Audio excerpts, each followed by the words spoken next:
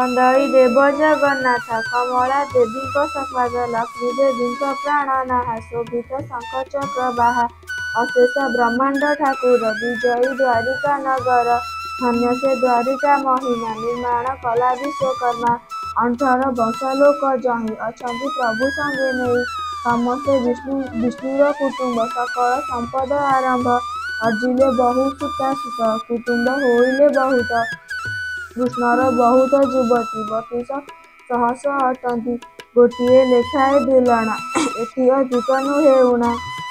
ଦୁଇତା 3 ଗୋଟି ଜାତ ଏମନ୍ତେ କୁଟୁମ୍ବ ବହୁତ ରାଜା ତହିଁରେ ଉଗ୍ରସେନ ମନ୍ତ୍ରୀ ଯାଦବ 3 ଜଣ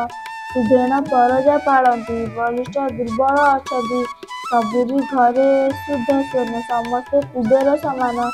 ଯାବତ ଓଷା ବାର ବ୍ରତ ସେ ପୁରେ ଅଛନ୍ତି ସମସ୍ତ